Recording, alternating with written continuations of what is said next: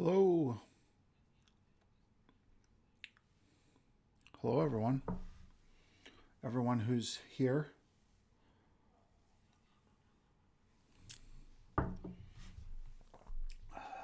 me know if you can hear me, see me, if I'm alive.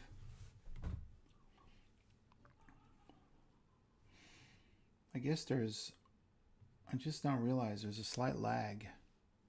Because when I look at this and then I look over at the feed, there's like a 3-second lag. It's a little creepy. I'm time traveling.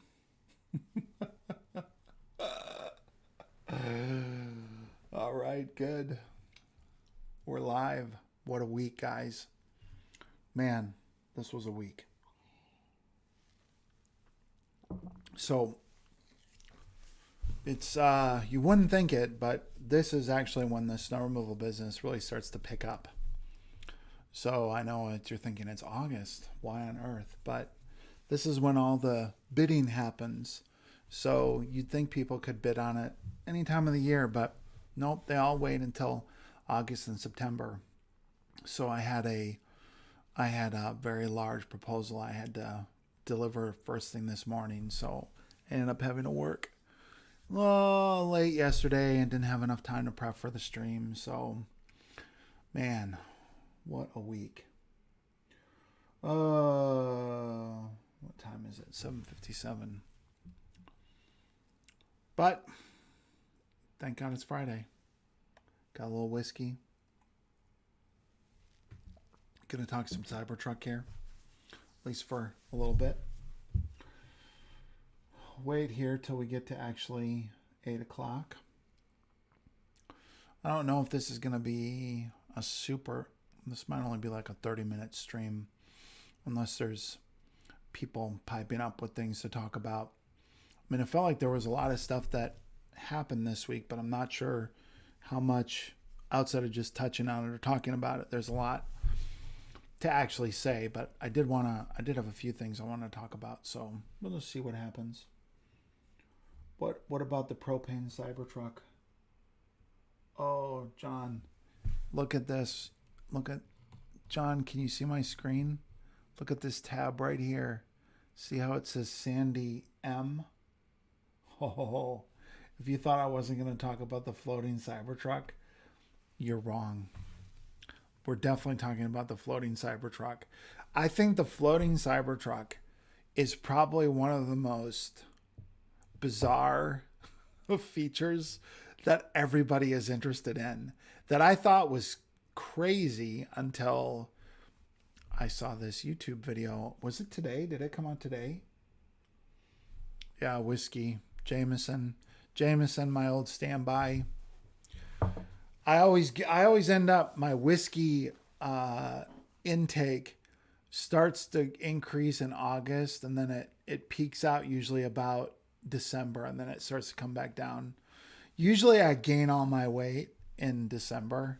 I usually put on like 20 pounds between, I don't know, Thanksgiving and New Year.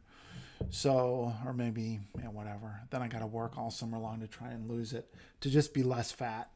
I'm just trying to go from really fat to medium fat. Oh, my audio's quiet. Let me see what I can do about that. Yeah, maybe I just need to move my speaker closer, or my microphone closer. Hopefully that's better. It says I've got it turned up almost as far as it can go. I hope that's sufficient. The Cyberduck, duck. I think the W is silent. Oh, hey, Michael, glad you made it. First time. That's awesome.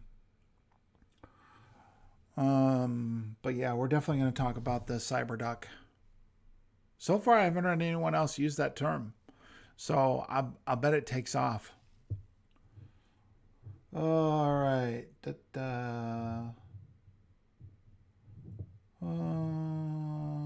Mark, propane Cybertruck. I don't understand the question.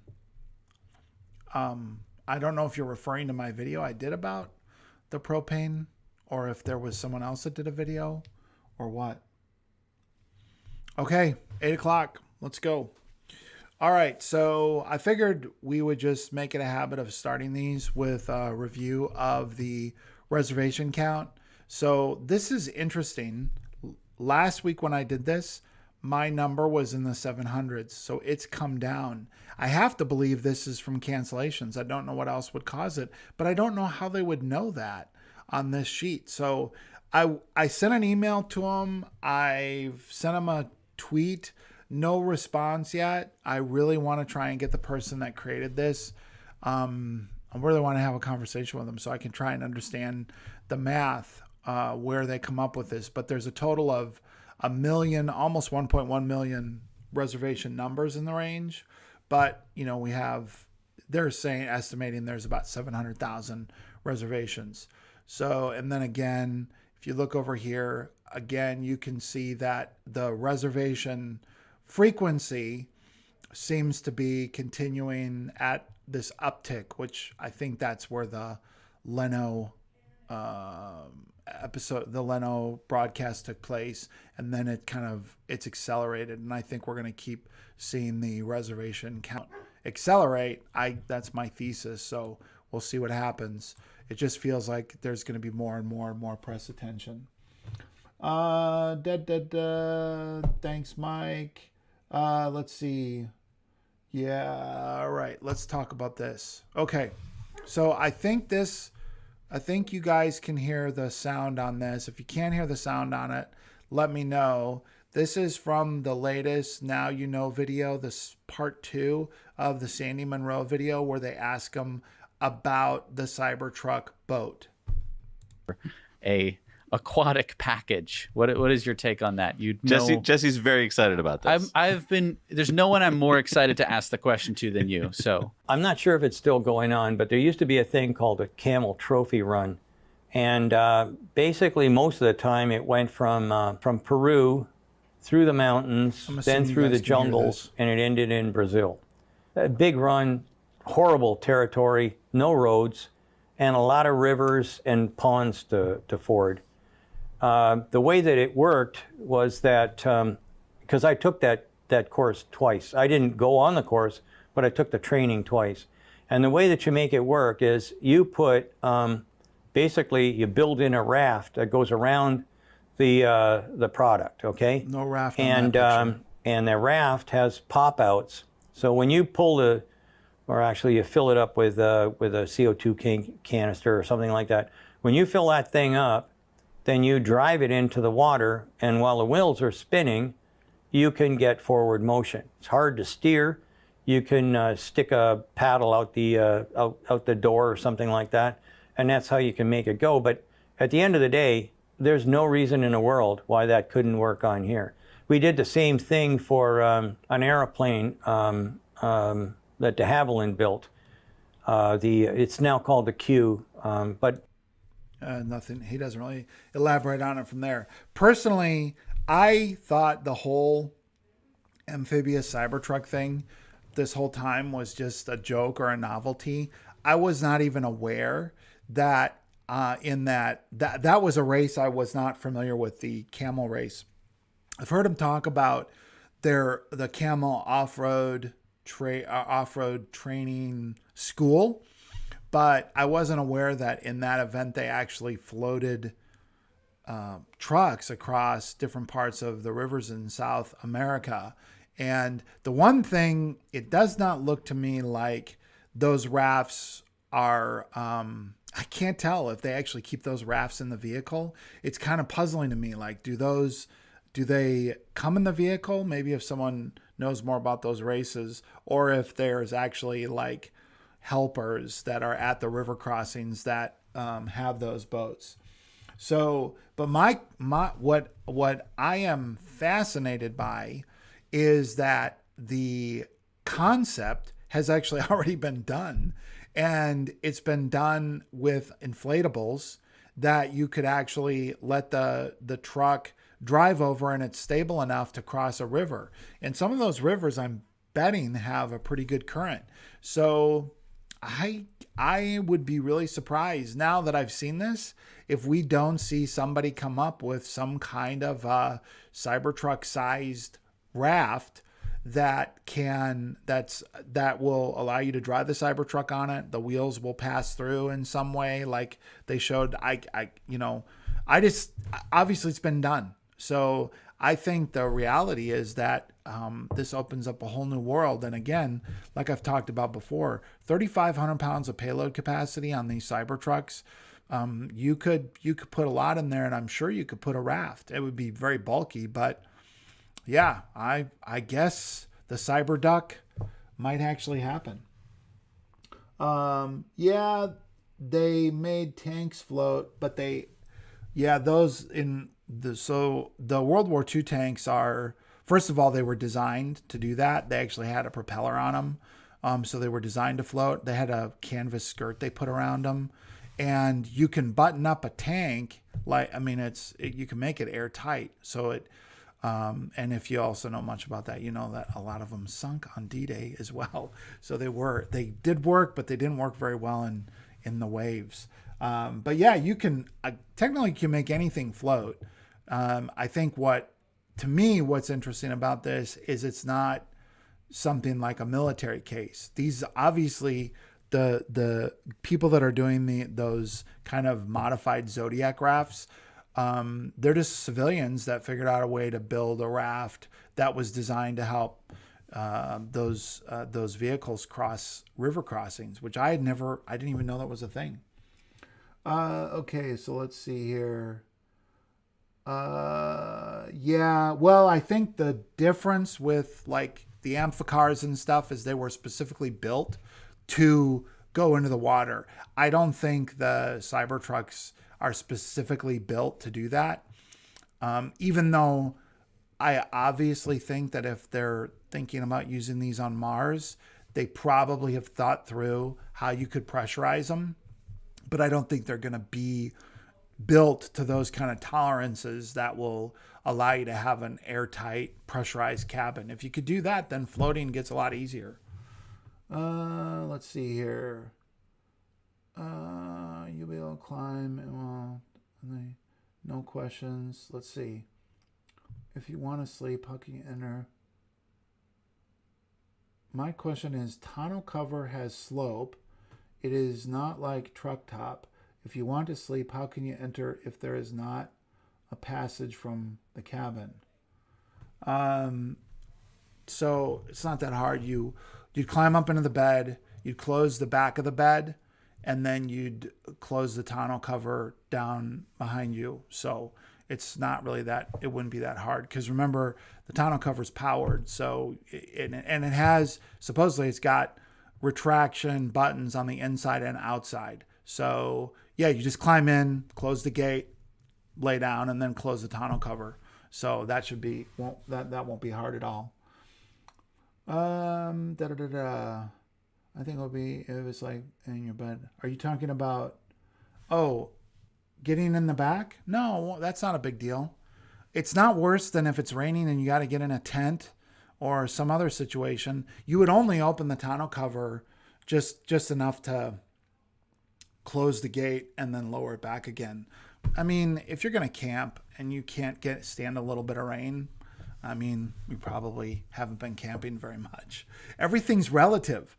I would be comparing sleeping in the bed of a Cybertruck to a tent, or sleeping in the back of a pickup truck bed, which if you haven't done it, you need to do that first before you start thinking about how the Cybertruck will be flawed. Because sleeping in the back of a pickup truck bed with just nothing or just a truck topper on it, it's a pain. It's miserable because you don't have, it's miserable if you have either it's too hot or too cold. So truck beds suck because they're up off the ground. So you get all kinds of, it's like sleeping in a hammock where you get convection underneath you and the bed is metal. So then you have to have a cot. And there's a bunch of problems with sleeping in a truck bed. I would rather sleep in a tent as long as it's not raining. Truck beds are not pleasant. So I think the Cybertruck is going to be much more pleasant. All right. So let's see. I think that's it. Okay. Now, I just wanted to point this out. So they finished doing the land clearing in Berlin in February, and then this is where they're at right now. So 6 months later, this is where they're at right now. So I don't think they're gonna beat Shanghai. Now, maybe they will, but I mean, we're 6 months. That would leave them 4 months left to get all the rest of the walls in, all the interior finishes done, all the machines in. I think it's going to be really close. We'll just have to see. But I think if we're looking at a timeline, we're still probably optimistically, I still think we're probably optimistically thinking it's going to be 12 months, 10 to 12 months from the time they broke ground or started land clearing, which was 3 weeks ago. So I still think we're looking at probably the earliest. I hope I'm wrong, but I still think we're probably looking at the earliest we could see Cybertrucks actually getting produced is like August, maybe July of next year. But I just think it's really hard in the West to build as fast as they do in China. I mean, they've been going balls out for a decade building shit there. So I just think they've got, I think we're fast, but maybe a little faster than the Germans. And I hope I'm wrong. I really hope I'm wrong, but I still not seen anything in Berlin that makes me think they're going to beat Shanghai. So, okay. Berlin and Texas. Well, if I had to bet, I know that's not what you asked, but if I had to bet, I'd bet on Texas. I'll tell you the way you get this done, you got to go down to Texas and tell them they can't do it. Someone needs to go down there and tell those good old boys that they can't do it. Then they'll figure out how to do it. So, cause if you want to get Texans worked up, you just tell them they can't do something and they'll do everything they can to prove you wrong. Okay. So that's that. Okay. So I was just going to mention this. I don't know. I'm not sure I don't really have a good feel for how many people will go out and listen to a podcast versus people that won't, because this is not the problem with this particular interview, which I think is one of the best interviews Elon Musk has done, is it was only done audio. And so it's not really on YouTube. There's clips on YouTube, but this interview that he did, which even if you're not a podcast listener, I think it's worth listening to. It's really good. I think Elon Musk is feeling optimistic with all the wins he's had recently. And he talked a lot in this interview about the Cybertruck. Didn't say, I guess, a ton of new stuff, except one of the things, I just did a video called "Is the Cybertruck Unkillable?"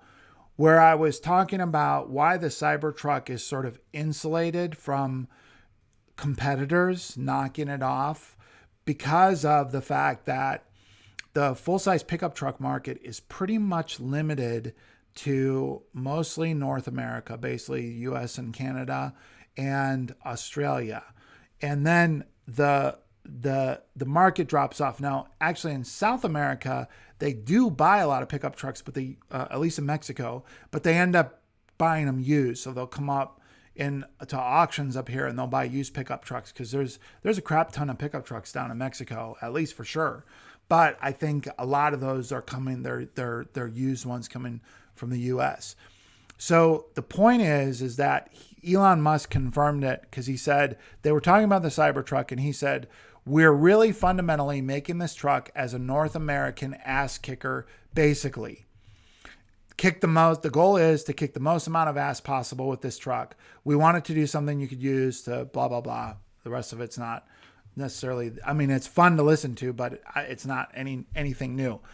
The point is that I was trying to make is that it's obvious that they built the Cybertruck specifically as a full-size pickup truck competitor. And it was no, it wasn't. So, but I did want to mention that. And I want to talk a little bit about mid-sized pickup trucks, because I will tell you today, if I could, If I could get at the same speed, I'd cancel one of my Cybertruck reservations and get what I'm calling the Cybertruck Mini, because mid-sized pickup trucks have some huge advantages. And in a tweet this week, Elon confirmed that it's highly likely that they are going to produce a smaller pickup truck, basically what I'm calling, like a Tacoma or a Colorado, which I want to talk about here in a second. But my point is this: there is not many people that are trying to compete in the North American pickup truck market. So as hard as it's been to knock Tesla off in terms of sort of the luxury sedan environment and now the luxury crossovers environment that they're starting to make inroads in, except I don't really think the Model Y is like a real SUV, like truly, it's not very off-road capable. And I'd like them to make one, but I think what they're probably going to do is they're going to make this Cybertruck, or, I'm calling it a Cyber Mini. I don't care what they call it. That's what I'm calling it right now. So basically the Cybertruck is going to be very, very difficult to get knocked off of the pace that it's getting ordered at, because there's only 4 competitors, or 4: Ford, Chevy, FCA, Ram, and Toyota with the Tundra. That's it. And there aren't other people trying to get in to this market because it's so narrow. It's just, of all the vehicles, it's huge in North America, but it's still like 2.5 to 3 million. So I actually think that this very much could make the Cybertruck one of the most successful vehicles that Tesla has from a margin standpoint. So I think other vehicles will sell more than Cybertruck, the global market being what it is. But I think from a profit margin standpoint, it's just not going to get a lot of pressure, which is kind of a bummer, because I'm not sure how much they're going to feel the need to drop prices on the Cybertruck because of that fact. But, if you're a shareholder, I'm a shareholder. So, it's good if you're a shareholder, I suppose. But I just like the fact that he made it real clear that they were really building it for North America. But later on in the week, he said, trust me, people have been tweeting at Elon Musk about a smaller pickup truck since the Cybertruck came out. So the fact that he actually replied to it this week says, I think they're really starting to take this seriously. So let's see if there's any questions before I move on, except listen to the podcast. It's really good. Let's see.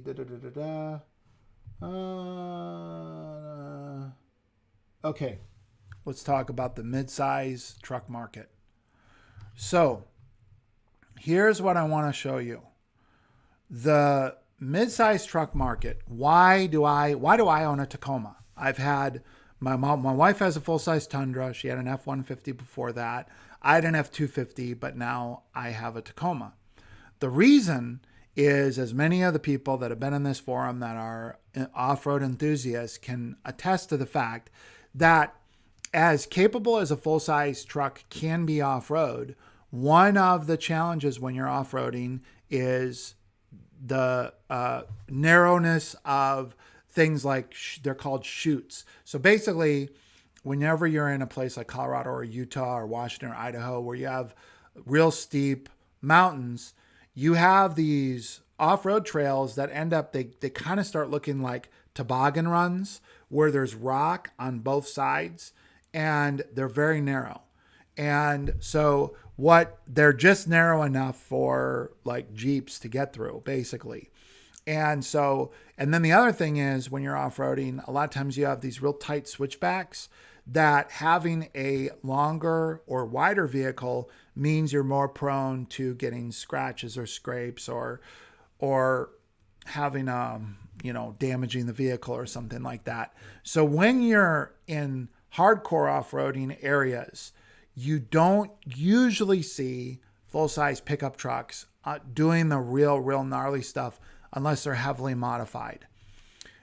So there's that reason. But then for Europe, especially, their roads are smaller. Everything's smaller in Europe. And Also in Australia, this is the kind of vehicle that they prefer. So they do buy full-size pickup trucks, but very small percentage. Mostly it's this size, this midsize. So this is Toyota Tacoma, Colorado, the Chevy Colorado, the Ford Ranger, Nissan's kind of, they used to be very competitive in the pickup truck space, but they've kind of fallen out of it. I'm trying to think, does Dodge have one? Maybe. I can't believe probably someone's gonna, they probably do, and I can't believe I'm not. They must, but I can't think of what it is. So, and actually Ford had discontinued its Ranger line, and they just reintroduced it like 3 or 4 years in the States. They didn't. So in Europe, they kept producing it. In Australia, so Ranger wasn't discontinued, but they had stopped selling it in the States. But these have come back with a roar. So I wanted to show you. So look at what happened here. So it's funny because they were super popular back before the Great Recession. And then for some reason, which doesn't make sense to me, the popularity of them started to fall. And then they recently, back in 2014, they started to go back. Now, this is in the United States, okay? So maybe the reason the market share fell is because Ford stopped selling Rangers. And that was 1/3 of the trucks. So, and I know I also not here, but doesn't Volkswagen have one? Dodge Dakota? Is that? No, that's their SUV, isn't it? Anyway, Anyway, the point is that this size so if you look at, let's see. So what's really interesting in the United States, where was that stat? Okay. Oh, where was it? Okay. So here is the midsize truck year-over-year sales statistics. Year-over-year in the United States, this segment has increased 21%. Well, from 2018 to 2019, I'm sure this year it'll be down, but that's an anomaly. And then if you look at full-size pickup trucks, they only increased 2.5% year-over-year.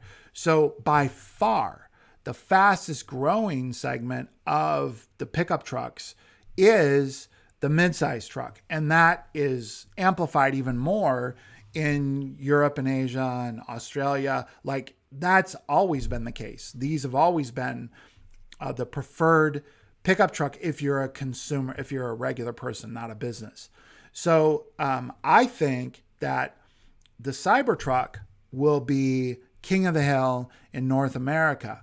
But in my opinion, the Cybertruck Mini, when they finally introduce that, which I hope it's soon, because I think that's going to make the sales of the Cybertruck be like peanuts. I think it's going to blow up, because what's happening is a lot of people that have SUVs end up migrating to these smaller pickup trucks just because of their utility.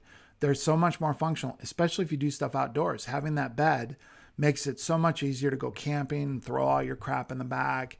That's why I debated. I went back and forth when I bought my Tacoma.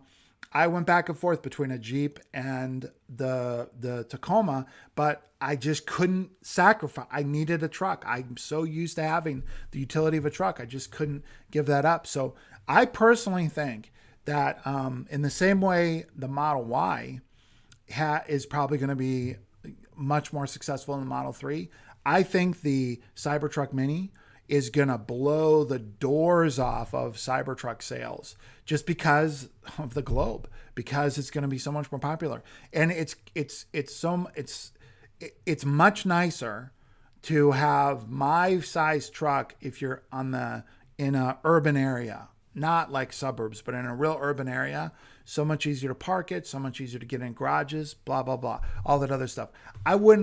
If my wife didn't have a Tundra, I would have bought a full-size pickup truck. Like, I couldn't have not had a full-size truck in our family. But because she bought that a year before I bought mine, I was like, great, we have a full-size truck. We only need one. I'm going to get the mid-size truck. So, all right. Any anything else before we jump on?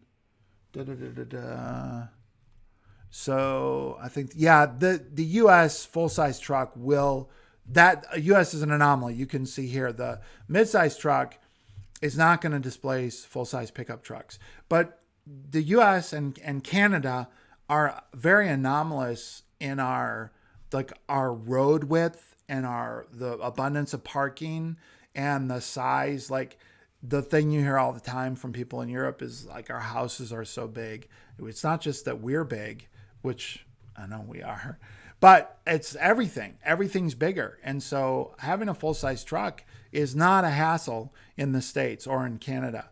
But you get into Asia, you get into Europe, it is a hassle for a lot of folks. Yes, you can technically drive bigger trucks. There are commercial trucks in those areas, but a lot of people, it's intimidating for them to get the bigger truck.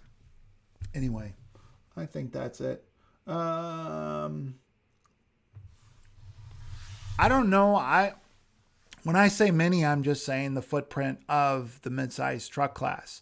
So it would have a similar footprint, the same way that the Cybertruck's footprint is almost identical to an F-150 or what they call the full-size pickup truck range. I would expect the Cyber Mini would have a very, very similar footprint in terms of length, width, height as a Tacoma or a Colorado or a Ranger. I guess the Gladiator. These have had a lot of problems. The Gladiators, there have been a lot of issues with them. Jeep in general, their quality control is a little dicey. That's one of the reasons why Toyotas are so popular still for hardcore off-roaders. But Jeeps are really good off-road. Okay, so I wanted to show this. I don't spend a lot of time talking about the other kinds of the commercial side, but I thought this was really interesting because this company is a UK-based company, and this is like one of their first deliveries to UPS for a van. And I just thought that was super interesting because you have Rivian that's still I think at least a year away from getting their first van out, and Tesla hasn't announced a van yet. But this van is little. It looks here. You can kind of. So I mean, it's not something. It's not practical if you wanted to use this as a camper yet. It doesn't have. I don't think it has the range, but I think that a lot of people don't realize this, but the vans have become super popular for campers. So I think that the fact that this is a UK company and they've already got a van, and supposedly it's cost competitive with ICE vans, once you factor in cost of ownership, obviously, I'm sure it's probably $10,000 to $15,000 more. The point I found interesting is they're delivering these. They're not, and I don't think it didn't look like the factory was like a monstrous factory. I don't get the impression that they're going to be churning these out, but I know Workhorse is producing. I think they have more than like 1,000 vans out already, and I'm not sure why. I'm not sure why Lordstown isn't making a bigger deal about the vans. I don't get it because they're super popular with consumers. And I have buddies, hardcore motorcycling buddies, that prefer the vans over pickup trucks because they drive their dirt bike into the back of the van, then they can camp in it, and they're super useful and very popular. At least they are here. Our F-150 plant in Kansas City, they make the Transits, and they probably make, I would guess, for every 10 trucks, they make a van. They make a hell of a lot of them. So I just think this is sort of an underappreciated market, consumer market, because people aren't thinking about campers and people that use vans for recreational purposes, which is growing. I don't think it is super heavy. I think they said the range on this is between 70 and 120 miles. So this is one of the things I keep talking about with the Cybertruck, because everyone's like, if you get a dual motor and it only has 300 miles of range and you tow with it, it's probably going to get knocked down to, my guess is somewhere between 120 to 170, 180 miles of range without improve, I think it's going to be better than that, but I'm going based on what the reveal data was. And so what I keep telling people is they're saying no one will tow with, if you can only go 130 miles, no one's going to tow. And I'm like, dude, every contractor, like that's how far, no contractors tow. I mean, in a city, you don't drive more than 100 miles in a day. So I think a ton of people, a ton of contractors, like in my business, Cybertruck would be great if I didn't need other components. But one of the, like being able to put a plow on it and being able to put a salter in the bed. But as far as towing, 100 miles, if you can do 100 miles of commercial range, that's plenty. That's enough for most commercial applications, because you're not driving all day long. I'm not talking about like delivery driving. Passenger driving. This, UPS, they go out, they drive, stop. I can't imagine many of them go more than 100 miles in a day. So I think they were saying the longest range one of these is 120 miles. And remember, they're not doing much highway miles, which would really eat up a lot of range, especially with that block aerodynamic structure. But if you're just driving in town, I bet you could get by with, not as big, 100 kilowatt hour, something like that, battery, 120 or something. I mean, you're just not going to burn through it like you do if you're doing a lot of highway driving. Yeah, if that, 100 miles, if that. I don't know how many you can put 100 miles. I mean, we drive that much during a snowstorm for sure, because we're not. But for landscaping, most of the times we're not moving our truck and trailer, unless it's a small property crew, more than 3 times in a day. And for a lot of our crews, our landscape construction guys, they're driving to a job site and the truck just sits there. So, which is one of the things that I'm hoping when FSD is a thing, that what would be super cool is if I could just drop off job trailers in the morning, and I could use different vehicles to do that. So, okay. Yeah, Cybervan, I agree. Post office. Well, a lot of times, I don't know. See, in my neck of the woods, Mark, especially when I'm off-roading, a lot of the mail is still delivered by Jeeps, but that's because they're not post office, like they're subcontractors. But where I go off-roading, a lot of the postal service is still using Jeeps. Let's see here.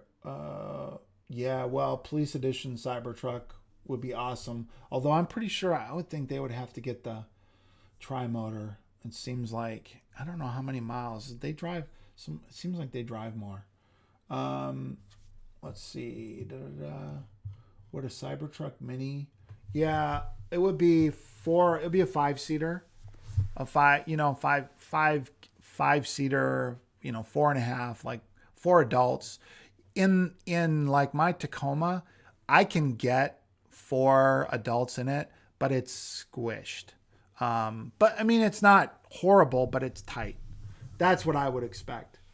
So it'll be basically like, people that might get a RAV4 size vehicle. Let's see. I think Workhorse has built some of the UPS vans in the United States.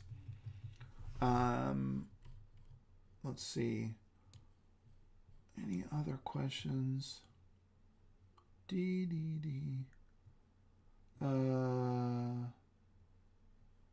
Home backup power. Yeah, I think as far as a backup battery, it's going to have a 240 outlet that you can power at least some of your home with for sure. We just don't know if it's going to have V2G capacity. Oh, Dakota, I do remember them now. You're right. Yep, Dakota, you're right. You're right. No, it just took me a little bit. Are they still making those? I don't know. Ram kind of went through. Man, they went through a rough time there, but their trucks now are pretty good. Let's see. I agree.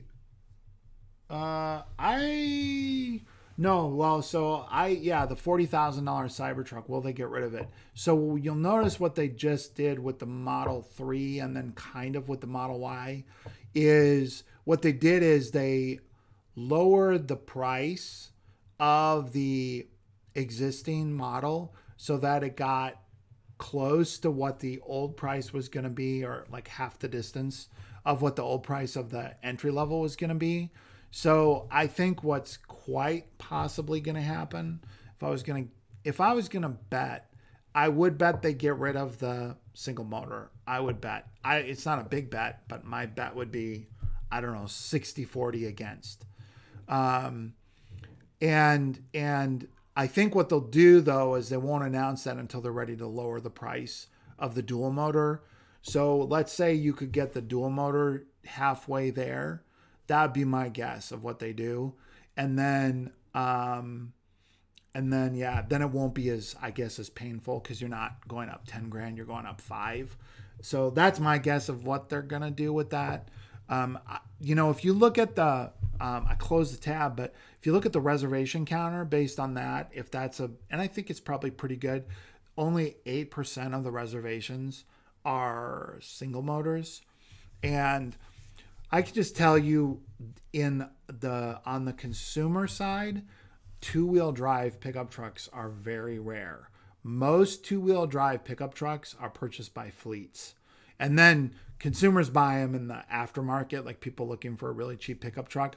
But most people that go out to buy a truck new, I don't know but I would guess it's north of 90% are going to want four-wheel drive. Because even if they don't actually ever take it off-road, in their mind, they think they're going to take it off-road.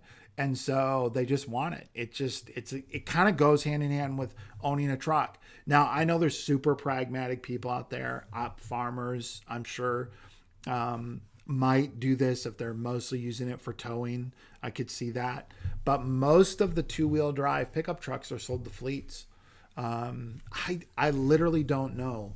I don't know a person in my whole circle of friends and acquaintances and contractors that their own truck, the truck they drive personally, is not four-wheel drive. Now, maybe because I'm in the snow business, maybe my circle of influence is skewed, but it's really rare. So I think it's more about the lack of four-wheel drive than it being a single motor is what I think will work against it. That's just my opinion. So, except I don't know how many fleets are going to buy Cybertrucks. I know some will, but you got to realize, okay, so just using my own experience, when you're making a fleet decision, you really are, it's really, really uncommon for you to say, I'm going to go out and get a vehicle that's totally new and I'm going to put the business and I'm gonna put my reputation as a business owner on this vehicle. Now I could see people buying one of them or a few of them to test them out, but the equation, when you're buying a fleet vehicle. So for us, the reason I would shy away from buying a Cybertruck for our fleet is I need to know I can get parts at a moment's notice. I can get it serviced. I can get it back up and running immediately. Every minute my truck is down, it's costing me literally, the cost of a truck being down is probably $200 an hour is what it costs me to have a truck down. So I'm a lot more fixated on having the infrastructure and the network that can get it turned around quickly. Because if my Cybertruck has to be repaired and I have to get a loaner and the loaner is just a whatever, a Model S, okay, or a Model 3. No big deal. But I can't do that with a truck. If I'm relying on my truck to plow snow, if that goes down, I can't plow with it. I can't get a rental that I can plow snow with because I need all the mechanisms. So the equation for fleets is different. That's why I think you're going to see companies like bigger companies get them and try them out. They're not putting, all in. But a company like mine that has 15 trucks, like if I have 5 trucks, that's a significant part of my business. It would be very much a gradual process, I think, for small fleets. So, because reliability and uptime is just such a big deal with commercial vehicles. So, I think the Cybertruck, economics, what you have to realize is that the cost of operating a truck is even the most expensive truck is much less than the amount of money I lose if that truck is down. So let's say I can save $10 an hour running a Cybertruck.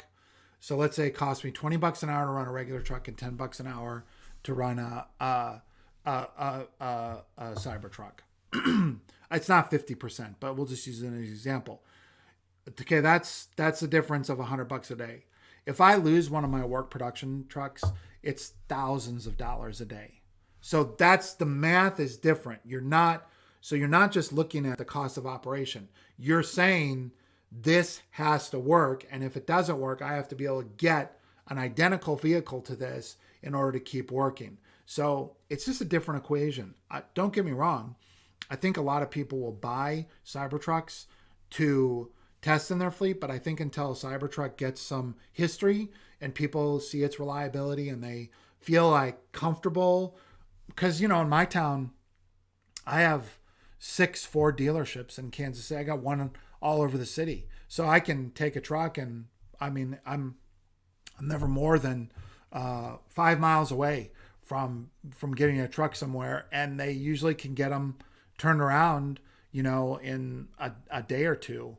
Whereas I think with Cybertrucks, I think they're going to be cheaper to run. I think they're going to be very reliable. But when they do have a mechanical issue, I just don't think they're going to be able to address it as quickly. If there's a part, they got to bring it in, whatever. Maybe I'm based on all the feedback I've seen, they're getting better, but it's still a weak spot for Tesla.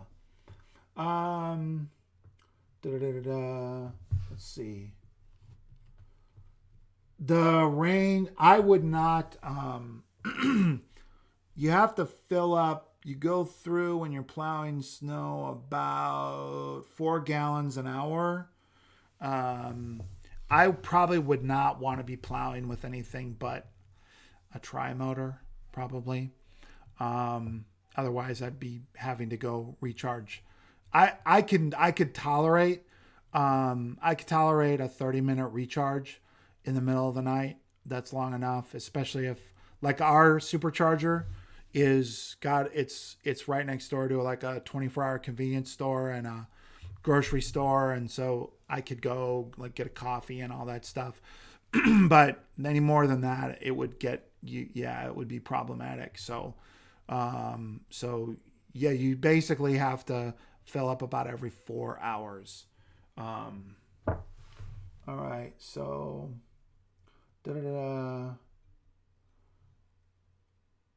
in general, I could just tell you with a regular truck, your range is about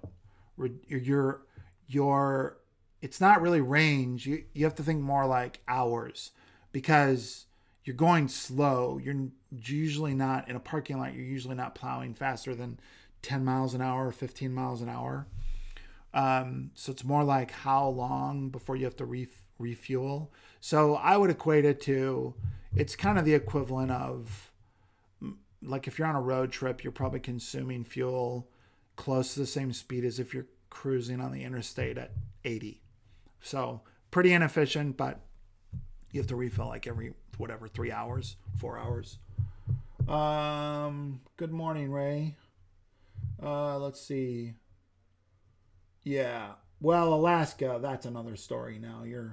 That's a whole nother, they're another breed. Let's see. Okay, I think that's it. So I think CTO range. Well, I think the range could surprise us, but I definitely think that when you start working with any vehicle, you're going to have range reductions, significant range reductions, especially towing. Towing's going to, towing's going to be a hard problem to solve. So that's why I hope there's some kind of a dynamic range extension option where you can run auxiliary batteries or a generator to extend the range. Otherwise, it's going to make serious towing, very difficult with electric.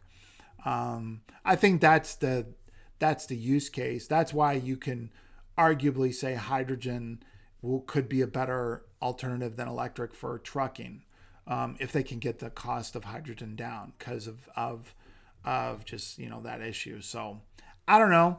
I'm hoping that Tesla has some more voodoo that they can do to the batteries and other cool stuff that we find out on battery day that does boost that, either boost the range or shorten charging time. I think you could tolerate 130 to 150 miles of range if you could charge in 15 minutes. So I think one way to solve the range problem is solve the charging speed problem, which I think solid state batteries does, but I don't know if you can do it any other way. Don't know enough.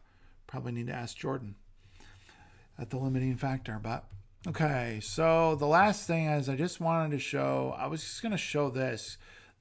I would recommend the Fully Charged channel.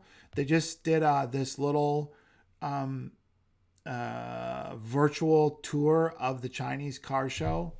And the thing that I found interesting, now this is not a truck, obviously, but what I found interesting is that, number one, there are a crap ton of Chinese EVs coming out. I mean, there's a bunch and they look impressive. I know they're not at Tesla's level yet.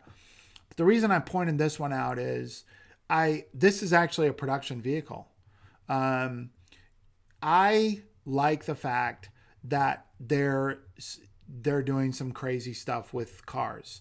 I would like to see more people embracing the freedom that the skateboard chassis gives you. And I think that more designs like the Cybertruck and this vehicle are going to make EVs so much more interesting as we move forward. I also think that I feel like China is underestimated. And I think they're coming on strong, and they're kind of quiet. You don't hear about it because they're not here, but over there, Tesla only has, of all the EVs being sold, I don't know what Tesla has, like 20%. They're selling the most of anyone, but there's so many people selling them that they're getting a lot of practice learning how to make EVs as opposed to Europe and North America. So I don't know. Makes me wonder what's going to happen to traditional car companies.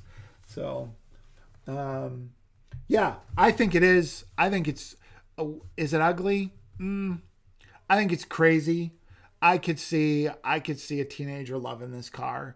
What I like about it is not the looks. I like the fact that someone had the balls to make it. I like that. I like people doing crazy stuff. And I hope it does well because of that. Because I want people, that's why I like this. That's why I think the Cybertruck is awesome, is the more that crazy ideas are successful, the more it'll push the marketplace to be more innovative and creative and exciting. So anyway, that was that. Let's see.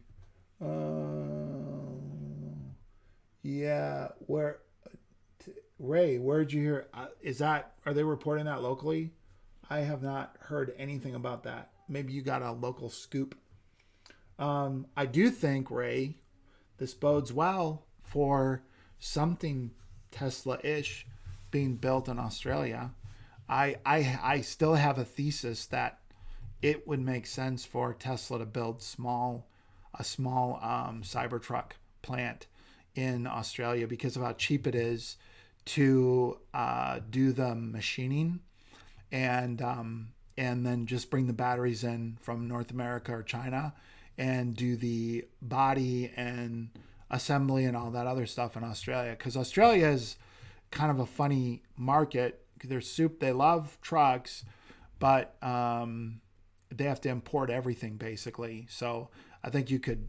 I'm hoping, and because of the mining thing, I wonder if maybe doing a battery plant there, and if they did that, then it gets real interesting. So I'm hoping. So I hope Australia gets some love from Tesla. So Ben, I'm good for business, is what you're saying.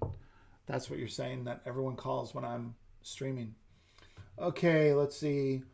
Electric cars without self-driving. Oh, sure. Yeah, electric cars without self-driving are 100% worth it. So I think that if you look at, let me see if I can find this other car. You want to see ugly? I'm going to show you something ugly here.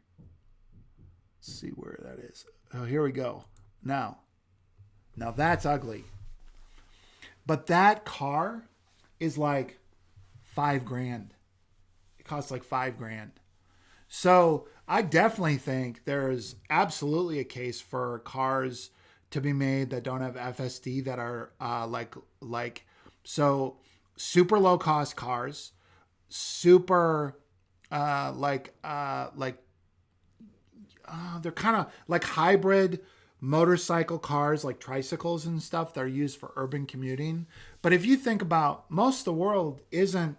First of all, most of the world, a lot of their driving is on unpaved roads, and most of the world can't afford Teslas, and probably won't be able to afford Teslas for some time. And something like FSD will be a luxury. Now, there are certainly places where once FSD becomes legitimate, that it will lower the cost of transportation as a service, but there's still going to be a crap ton of people that need their own vehicle for scooting around town, deliveries, and some people that just want to have their own vehicle.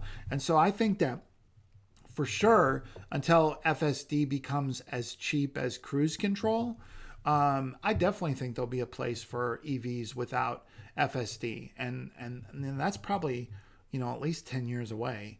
But at some point it will become like cruise control, whether that's 10 years or 15 years. And at that point, no, but in the transition, I think for sure, there's going to be a lot of cars that are like this,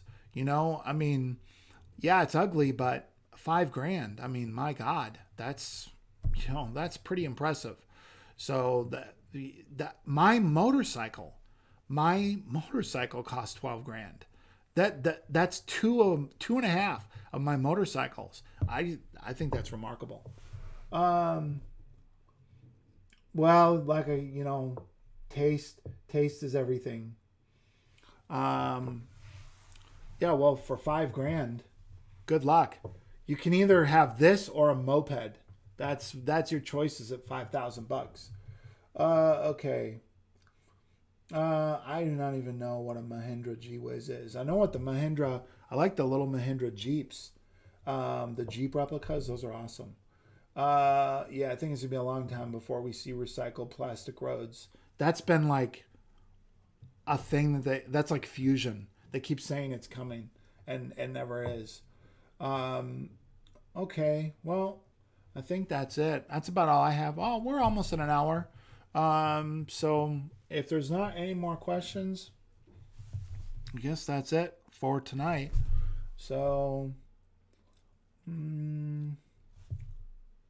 yeah, I think we're done. Okay, guys. Well, sorry for the delay this week. Hopefully I don't have to do that too often, but I've not tried to do a YouTube channel through snow season. So that's going to be, we'll just see. There might be some live streams from inside my truck. But, whatever. It'll be fun. All right. Well, that's it for this week. We'll catch y'all next week. Bye.